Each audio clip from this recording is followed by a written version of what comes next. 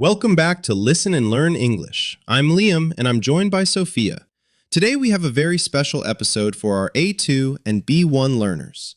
If you're looking to improve your listening and speaking skills naturally, you're in the right place. Thanks, Liam. I'm so excited about today's topic.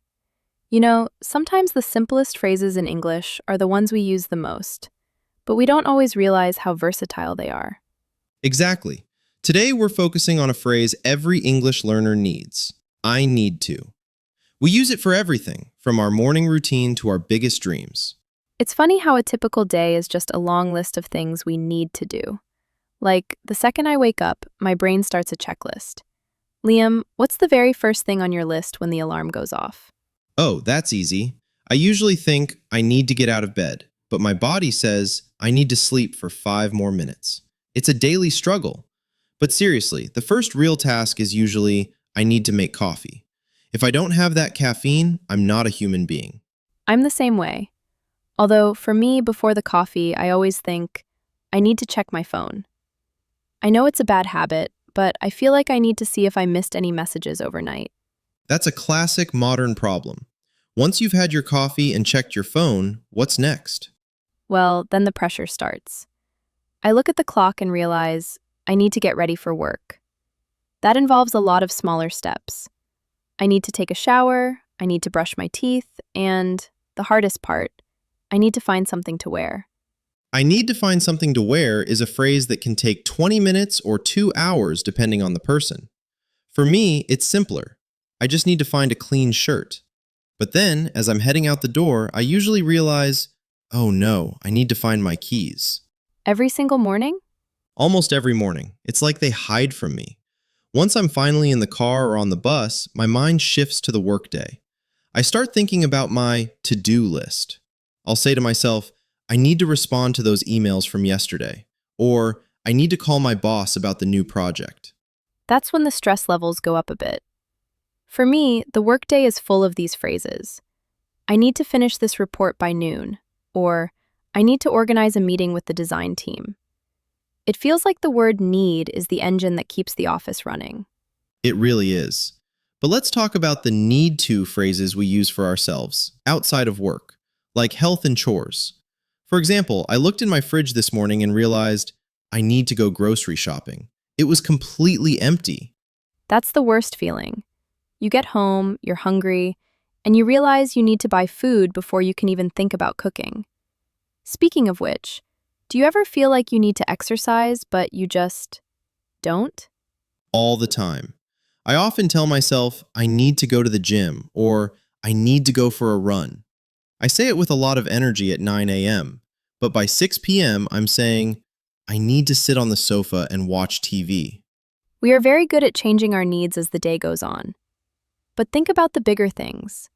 It's not just about, I need to wash the dishes, or I need to take out the trash. Sometimes we use it for big life changes. That's a good point. Like, I need to improve my English. That's why our listeners are here. Exactly. Or, I need to save money for a vacation. It's still the same grammar, but the feeling behind it is much stronger. It's about a goal, not just a chore. I think that's why this phrase is so important for English learners. You can use it for something very small. I need to drink some water. Or something very big. I need to change my career. It connects your daily life to your future. And it's also about communication with others. If you're in a shop, you might say, I need to find a gift for my sister. If you're at a party and you're tired, you say, I need to go home now. It's a very polite but clear way to state your intentions. Right. It's much more direct than saying, I want to. If I say, I want to go home, it sounds like a wish. If I say, I need to go home, it sounds like a necessity. It has more weight. Definitely. And let's not forget the household chores. My weekend is usually full of I need tos. I need to do the laundry, I need to vacuum the living room, and I definitely need to water my plants before they die. Yes, the plants. I always forget them. I usually realize too late. Oh, I really needed to water that cactus. Even a cactus needs a little love, Liam. But seriously, as we move from A2 to B1 level, We start using I need to in more complex ways. We start adding why. For example, I need to study harder because I want to pass my exam. Or, I need to buy a new laptop because my old one is too slow. We start connecting our needs to our reasons. It makes the conversation much more interesting. It really does. I was thinking about how we use this phrase when we travel. That's a huge area for English learners. Oh, absolutely. When you're in a foreign country, you're constantly saying, I need to find the train station. I need to check into my hotel. Or, I need to exchange some currency. And if you're lost, it's the most helpful phrase. Excuse me, I need to get to the city center. Can you help me? It's an immediate way to get the information you require. You know, Sophia, even in our friendship, we use it. If we're planning this podcast, I might say, Sophia, I need to talk to you about the script for next week. It's how we coordinate our lives. It is. And as we wrap up our day, the phrase changes again. Late at night, I stop thinking about work and chores. I start thinking, I need to relax. Or, I need to read a few pages of my book. And finally, the most important one of all, I need to get some sleep. The perfect end to the cycle. We start the day needing to get out of bed, and we end it needing to get back in. It's the circle of life, told through basic English grammar. It's amazing how much you can say with just 3 or 4 simple words. It really is. I hope our listeners realize that they don't always need the most difficult words to tell a great story or describe their day. Using I need to correctly and naturally is a huge step toward fluency. I agree. It's about building that foundation.